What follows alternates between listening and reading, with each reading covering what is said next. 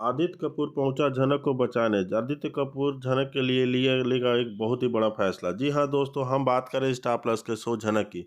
तो दोस्तों, आगे बढ़ने से पहले अगर आप इस चैनल पर नए हैं तो इसे सब्सक्राइब कर दीजिए, साथ ही बेल आइकन दबाना ना भूलें।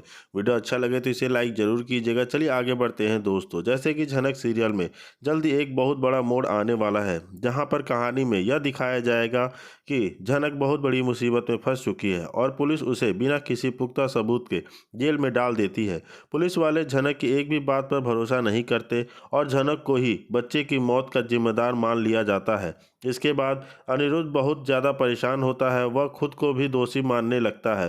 तभी वह जेल में झनक से मिलने जाता है, लेकिन वहां जाकर अनिरुद्ध देखता है कि झनक उसकी कोई मदद नहीं लेना चाहती और न ही चाहती है कि अनिरुद्ध अर्शी के खिलाफ जाए, क्योंकि जनक अब भी जर्सी को अपनी बहन मानती है और उससे कोई भी लड़ाई नहीं चाहती।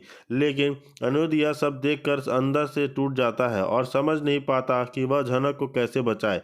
तभी अचानक उसके पास आदित्य कपूर का फ़ोन आता है और वह अनिरुद्ध से झनक के बारे में पूछता है।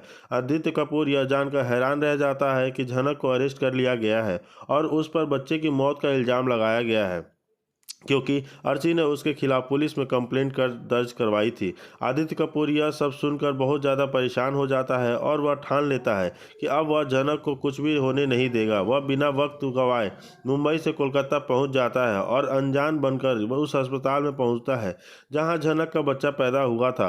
आदित्य कपूर वहां पर चुपचाप सारी जानकारी इकट्ठा करता है और अस्पताल के सीसीटीवी फुटेज भी चेक करवाता है। और फुटेज देखने के बाद आदित्य को एक बहुत बड़ा सच पता चलता है कि दोनों नर्सों ने मिलकर बच्चे की अदला बदली की थी और उन्होंने झनक को भी कुछ नहीं बताया था। इसके बाद आदित्य कपूर वह सारे सबूत इकट्ठा करता है और सीधे पुलिस स्टेशन पहुंच जाता है। उसे देखकर पुलिस वाले हैरान रह जाते हैं और उन्हें समझ नहीं आता कि आदित्य कपूर को इस बारे में कैसे पता चला। आदित्य कपूर वहां पर झनक से मिलता है और उससे कहता है कि तुम चिंता मत करो, अब सब ठीक हो जाएगा। मेरे पास तुम्हारी बेगुनाही का सबूत है और मैं इसे पुलिस के दिखाना जा रहा हूँ। तुम बहुत ही जल्द मजबूर लड़की हो और मुझे तुम्हें कुछ भी गलत नहीं किया है। यह कहते हुए आदित्य कपूर झनक को चुप कराने की कोशिश करता है। आदित्य कपूर पुलिस को सारी सीसीटीवी फुटेज और सबूत दिखाता है, जिसमें यह साफ साफ नजर आता है कि दोनों नर्सों ने जानबूझकर बच्चे की अदला बदली की थी और झनक को किसी भी बात की जानकारी नहीं दी थी। यह देखकर पुलिस वाले के होश उड़ जाते हैं और उन्हें एहसास होता है कि उन्होंने झनक को बिना वजह गिरफ्तार किया है और वह पूरी तरह निर्दोष है। इसके बाद पुलिस झनक को रिहा कर देती है और झनक खुशी और भावुकता के आदित्य कपूर को गले लगा लेती है, क्योंकि उसने उसकी बेगुनाही सबूत साबित कर दी। अब कहानी यहाँ से एक नया मोड़ लेती है और सभी के मन में सवाल उठता है कि क्या झनक अब अपनी ज़िंदगी की नई शुरुआत आदित्य कपूर के साथ करेगी।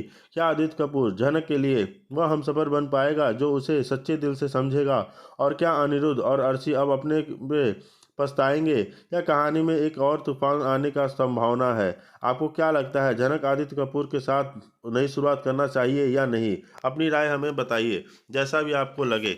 जी हाँ दोस्तों, वहीं दूसरी तरफ यह नहीं होता, लेकिन अनिरुद्ध सोच लेता है कि वह झनक की जमानत करवा कर रहेगा और झनक को जेल से नहीं रहने देगा, जेल में नहीं रहने देगा और उसे जेल से बाहर निकालेगा। लेकिन इससे झनक का दिल भी बुरी तरह टूट जाता है, क्योंकि झनक को पता है कि उसने कुछ किया ही नहीं और अर्शी का बच्चा तो किसी और शख्स ने चुराया है किया। इसलिए झनक पुलिस वालों को समझाने की कोशिश करती है, लेकिन कोई झनक की एक बात भी नहीं सुनता और झनक को जेल में डाल दिया जाता है। तो क्या अनिरुद्ध अब झनक को बचाने के लिए कुछ बड़ा करेगा? क्या करेगा उसको बचाने के लिए? आगे की कहानी देखने के लिए बने रहिए। और ऐसे ही देखा जाता है कि दूसरी तरफ जो अर्शी है वो बहुत ही ज़्यादा गुस्से में है कि झनक उसको बचाने के लिए फिर से पहुँच गया है और वही चुराया गया है और यह आप झनक पर लगाया गया है इल्ज़ाम। अनिरुद्ध बोलता है, अर्शी तुमने यह कंप्लेंट दर्ज करवाई है? अर्शी बोलती है, हाँ मैंने यह दर्ज करवाई है। तुमको कोई प्रॉब्लम है क्या? अनिरुद्ध बोलता है, अर्शी तुमने क्या किया? झनक ने ऐसा कुछ भी नहीं किया है। अर्शी बोलती है कि झनक में नहीं मेरा बच्चा चुराया है। झनक बोलती है, अर्शी दीदी आप क्या बोल रही हो? आपका बच्चा क्यों चुराऊंगी? अरे वो तो आपको यह बता रही हूँ कि आपका बच्चा जिंदा है और वह नर्स किसी और आदमी को बच्चा दे दिया है। तो आपको पहले भी बोली थी पुलिस स्टेशन में कंप्लेंट करने के लिए, पर किसी ने मेरी बात नहीं मानी और आप अभी मेरे ऊपर ही आरोप लगा रहे हो कि मैंने आपका बच्चा चुराया है। ऐसा कभी नहीं कर सकती। आगे के अपडेट देखने के लिए। जी हाँ दोस्तों, झनक बोलती है कि मैंने तो आपका बच्चा नहीं चुराया, लेकिन आपने फिर भी मेरे खिलाफ कंप्लेंट है, झूठी कंप्लेंट क्यों लिखवाई है। अनिरुद्ध बोलता है कि मैं तुम्हें कुछ नहीं होने दूंगा झनक, और वो अर्शी को डांटते हुए बोलता है कि अर्शी, तुम्हें ऐसा नहीं करना चाहिए था, तुमने झनक के खिलाफ क्यों कंप्लेंट कराई है, ये गलत बात है। झनक के कमरे में दे छिप कर उसकी बातचीत सुनी तो उनकी आंखें फटी की फटी रह गई। तुम्हें तो बस एक्टिंग करनी थी ना लाल, लेकिन तुम हद से ज़्यादा कर रहे हो। विपाशा गुस्से से बोल रही थी। अरे तुमने ही तो कहा था कि घर वालों को यकीन दिलाने के लिए मुझे तुम्हारी बेइज्जती करनी होगी। लाल हंसते हुए बोला, बस कुछ ही दिन और फिर हम घर वालों को इतना उलझा देंगे कि यह घर खुद ब खुद। ये सब कहना झनक की सांसें थम गई। यह सब एक नाटक था। लाल और विपाशा ने यह पूरा खेल सिर्फ और इस घर को हथियाने के लिए खेला था। वे चाहते थे कि घर के सभी सदस्य इतने परेशान हो जाए कि वे खुद ही घर छोड़ दे। फिर एक जार जब पूरा घर खाली हो जाएगा तो विपाशा कानूनी तौर पर इस पर कब्जा कर लेगी। लेकिन अब झनक चुप्पी नहीं रहने वाली थी। वह जानती थी कि अगर उसने कुछ नहीं किया तो उसका पूरा परिवार सड़क पर आ जाएगा। उसे अब इस साजिश के बेनकाब करना था, लेकिन कैसे। उसने तय किया कि वह पूरे परिवार को इकट्ठा करेगी और इस झूठ का पर्दाफाश करेगी, लेकिन यह इतना आसान नहीं था। लाल और विपाशा बहुत चालाक थे। अगर उन्हें भनक भी लग जाती कि झनक सब कुछ जान चुकी है, उसकी साजिशों को पता चल गया है, तो वे अपना प्लान बदल सकते थे। झनक ने अपने तरीके से सबूत इकट्ठा करने शुरू किए। उसने लाल और विपाशा की बातें रिकॉर्ड कर ली और सही समय का इंतजार करने लगी। फिर जब पूरा परिवार एक साथ बैठा था, झनक ने सभी को वह रिकॉर्डिंग सुना दी। घर के सभी सदस्य स्तब्ध रह गए। अंजना जो हमेशा विपाशा को अपनी बेटी की तरह मानती थी, अपनी आंखों पर विश्वास नहीं कर पा रही थी। उसने तुमने धोखा दिया, उसने जो कीमती आवाज़ में सुना। लाल पूछा। विपाशा के चेहरे की हवाइयाँ उड़ गई। वे सफाई देने की कोशिश करने लगे, लेकिन अब बहुत देर हो चुकी थी। घर के सभी लोग एकजुट हो गए और उन्होंने लाल और विपाशा को उसी समय घर से बाहर निकाल दिया जिसे वे हड़पने की साजिश कर रहे थे। विपाशा और लाल का साजिश पर्दाफाश होने के बाद घर के सब कुछ धीरे धीरे सामान्य होने लग गया। झनक ने अपनी बुद्धिमानी और हिम्मत से पूरे परिवार को टूटने से बचा लिया था। अब वह पहले से भी ज़्यादा मजबूत हो गई थी, क्योंकि उसने सीखा था कि सच्चाई को छुपाया जा सकता है लेकिन मिटाया नहीं जा सकता। क्या झनक के इस कदम से उसका परिवार हमेशा के लिए सुरक्षित रहेगा, या लाल और विपाशा कोई नई चाल चलेंगे? आगे के अपडेट्स के लिए हमारे साथ बने रहिए। और जैसे कि हम देख रहे हैं कि दूसरी तरफ तनुजा बोलती है, विपाशा तुम इस तरह काम करके लाल को नहीं फंसा सकती, क्योंकि लाल को तुमने धोखा दिया है और इस धोखे की कोई भी माफ़ी नहीं है। आगे के अपडेट देखने के लिए हमारे साथ बने रहिए। और जैसे कि हम देख रहे हैं कि यहाँ पे झनक भी अनिरुद्ध के साथ बैठ के जाती रहती है। अनिरुद्ध बोलता है कि यार मुझे बहुत दिनों के बाद तुम ऐसे मेरे साथ बैठी हो, और वहीं पर बोलता है कि अनिरुद्ध मैं तुमसे बहुत ज़्यादा कंफर्टेबल फील करता हूँ जब तुम्हारे साथ रहता हूँ। तो वही दूसरी तरफ ये यहाँ नहीं रहना, मैं तुम्हारे साथ नहीं रह सकता। अभी साफ है तुम मेरे साथ रहोगी तो मुझे ये अभिशाप है। माँ ऐसी और इसके साथ नहीं रहूँगा।